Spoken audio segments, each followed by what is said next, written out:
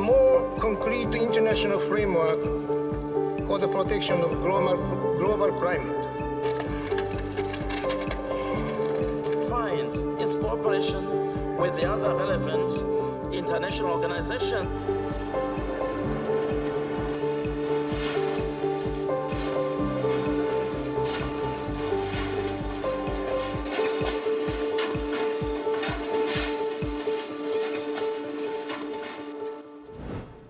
Defesa de Luigi Mangione luta para que ele permaneça na Pensilvânia. Na Califórnia, aeronaves ajudam no combate a incêndio florestal em Malibu. Passageira morre durante voo entre Brasília e Miami. E o presidente Lula vai precisar passar por mais uma cirurgia. O Brasil News começa agora.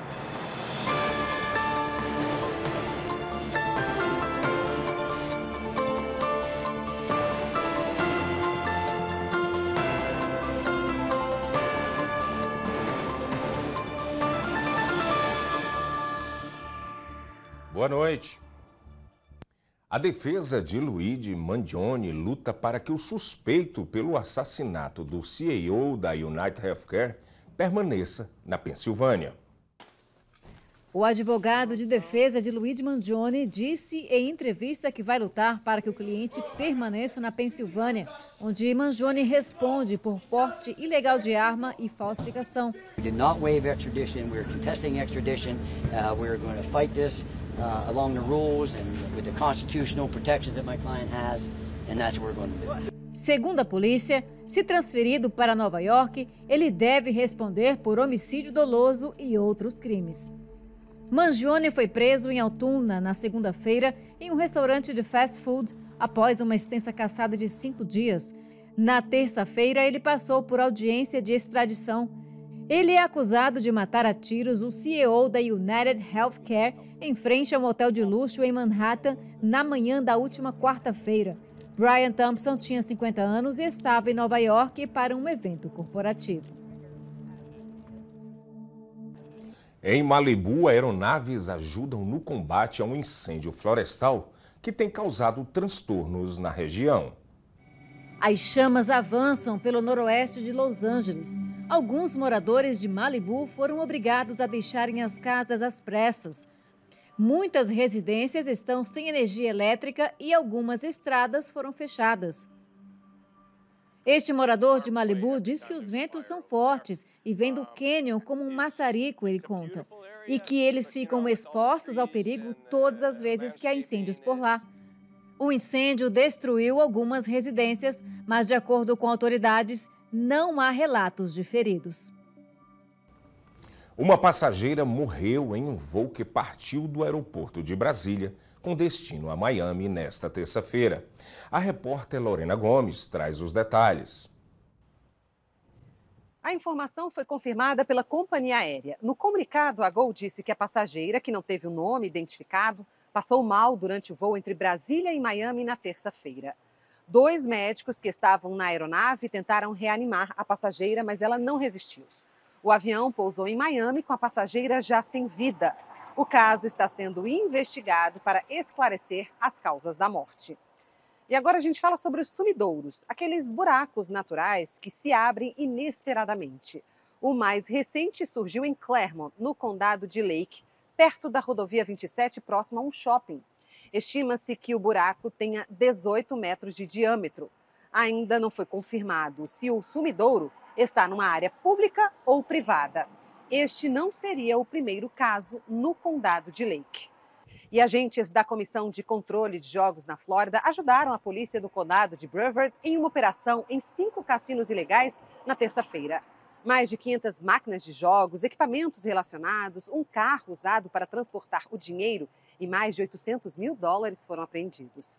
Na semana passada, outras 2 empresas independentes foram denunciadas. Foram apreendidos mais de $6 mil em espécie, 19 caça-níqueis, além de máquinas de jogos ilegais. 3 pessoas foram presas, acusadas de operação de estabelecimentos ilegais de jogos de azar, posse ilegal de máquinas caça-níqueis e dispositivos de jogos. Agora a gente muda de assunto para falar sobre mais uma virada de tempo na Flórida. O frio deve voltar na quinta-feira e os abrigos de Orlando já se preparam para os acolhimentos. A frente fria está chegando no centro da Flórida e, de acordo com os meteorologistas, vai provocar uma queda brusca na temperatura. Sairemos dos 26 graus Celsius na quarta-feira para 5 graus na manhã da quinta. A previsão é de chuvas e até tempestades em algumas regiões. E o frio já deve ser sentido na noite desta quarta. Por isso, o condado de Flagler já está com as portas dos abrigos abertas para pessoas sem teto e sem aquecimento. Haverá transporte de graça para levar quem precisa até o local. No condado de Volusia, além do acolhimento, também será servido um café da manhã na quinta-feira. A seguir, no Brasil, o presidente Lula vai precisar passar por mais uma cirurgia. E tem ainda as notícias internacionais. Até já!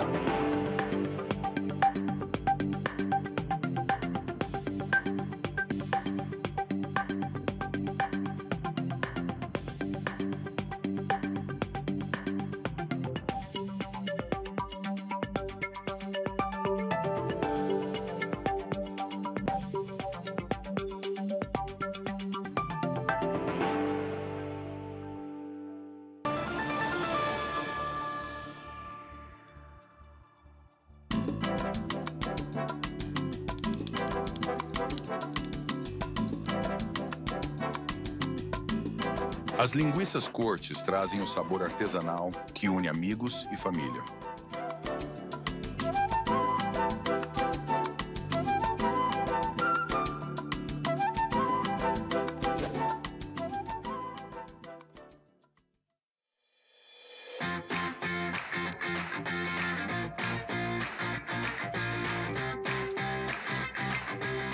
Mimoso traz para sua mesa o autêntico sabor de Minas Gerais.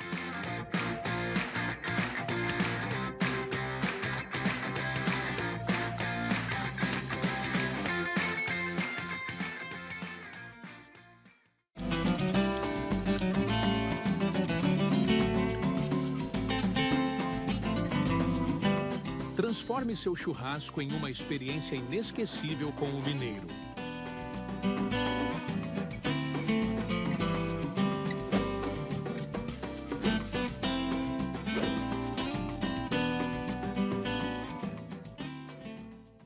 Essa é a história da receita caseira do pão de queijo Forno de Minas. Uma história cheia de paixão, ingredientes naturais e muito queijo curado, feito aqui na Forno de Minas. Crocante por fora, macio por dentro. É impossível esquecer esse sabor, esse cheirinho e, principalmente, esse sentimento. Vó, tá pronto! Forno de Minas. Receitas caseiras e muita paixão. Um estudo mostra o crescimento de facções criminosas na Amazônia. A correspondente Arlene Balieiro está chegando com os detalhes. Boa noite a todos. O número de cidades da Amazônia que possuem a atuação de facções criminosas subiu quase 50% no último ano. Os dados são do estudo de cartografia das violências no estado, divulgado nesta quarta-feira pelo Fórum Brasileiro de Segurança Pública. Dos quase 800 municípios que compõem a Amazônia Legal, 260 têm registros da presença de integrantes de pelo menos uma facção criminosa. Em 2023, esse número era de cerca de 180. Os estados onde houve os maiores registros da presença de facções são o Pará, com 73 cidades, Maranhão, com 48 e Mato Grosso, com 42 cidades. E uma curiosidade, uma cidade considerada a mais violenta da Amazônia não teve nenhuma facção criminosa. E a Polícia Federal do Rio Grande do Sul realizou na terça-feira uma operação para desarticular um grupo criminoso formado por leiloeiros suspeitos de embolsar dinheiro de leilões judiciais. Eles são acusados de fraudes a execuções trabalhistas, arrematações fraudulentas e apropriação indevida de valores depositados em juízo. 10 mandados de busca e apreensão e 2 de prisão temporária foram cumpridos. Segundo as investigações, as fraudes aconteceram entre os anos de 2022 e 2024 e movimentaram mais de R$1 bilhão. Os suspeitos são acusados pelos crimes contra a administração pública, corrupção passiva, violação de sigilo funcional e associação criminosa. E já está em liberdade o servidor do Ministério da Saúde que tentou entrar na Câmara de Deputados com munições de uma arma de fogo na terça-feira. Ele foi solto pela Polícia Legislativa após pagar fiança. Eduardo Figueira de Souza foi preso em flagrante ao tentar entrar no anexo 4 da Câmara com 30 munições de pistola 380. Elas estavam embaladas em uma caixa com papel alumínio, mas o pacote foi identificado pelo aparelho de raio-x. O anexo 4 é onde ficam a maior parte dos gabinetes dos deputados federais. Segundo a polícia, o suspeito pretendia enviar a munição por meio da agência dos Correios, que fica dentro do edifício, nos arredores da Praça dos Três Poderes. O destino seria o estado do Rio de Janeiro. O servidor público vai responder por porte ilegal de munição de uso permitido. E o presidente Lula segue internado após cirurgia para drenagem de sangramento intracraniano. Confira. O presidente Lula segue se recuperando bem. Essa foi a informação divulgada pelo Hospital Sírio-Libanês, onde ele está internado. O hospital ainda disse que Lula está fora de risco e sem sequelas, mas ainda não pode receber visitas e continua na UTI acompanhado da família. Lula foi submetido a uma cirurgia de emergência para drenar uma hemorragia intracraniana na segunda-feira. Apesar da complexidade, o presidente não foi afastado das funções. Com isso, o vice Geraldo Alckmin não deve assumir o Palácio do Planalto. Alckmin apenas assumiu compromissos de agenda. De acordo com o último boletim médico, Lula vai precisar passar por mais uma cirurgia na cabeça. O procedimento será na manhã de quinta-feira, no Hospital Sírio-Libanês, em São Paulo, onde ele está internado. Segundo os médicos, trata-se de uma complementação da cirurgia de emergência que Lula fez na madrugada de terça-feira. Confira agora a cotação da moeda americana frente ao real.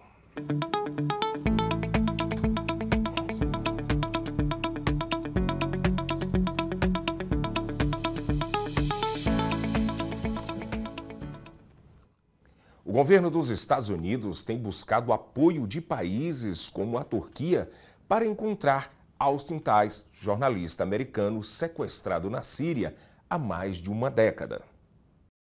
O assunto é debatido na Casa Branca e algumas ações já foram tomadas. Entre elas, buscar o apoio da Turquia e de outros países durante as buscas. Na terça-feira, uma porta-voz do governo Biden afirmou que encontrar Austin Tice, jornalista americano sequestrado na Síria há mais de 10 anos, está no topo da prioridade do país. O FBI oferece até 11 milhões de dólares em recompensa por informações. Tice, ex-fuzileiro naval dos Estados Unidos e jornalista freelance, tinha 31 anos quando foi sequestrado em agosto de 2012. Ele estava em Damasco realizando uma reportagem sobre o então presidente Bashar al-Assad. No domingo, a Síria negou que o jornalista estivesse detido. Depois da queda do governo, Assad fugiu para a Rússia com a família. Mais de 50 mil pessoas podem ser afetadas pela erupção de um vulcão na Filipinas. Casas, estradas e prédios foram cobertos por cinzas na sequência da erupção de um vulcão em uma cidade filipina. As imagens impressionantes foram divulgadas pela Cruz Vermelha na terça-feira. Esta é a segunda vez que o monte entra em erupção. O nível de alerta foi elevado para 3 em uma escala de 1 a 5, implicando um maior risco de fluxo de lava. Cerca de 54 mil pessoas podem ser afetadas pela erupção. E esta edição do Brasil News termina aqui, mas você pode rever todas as notícias no nosso canal no YouTube. Boa noite.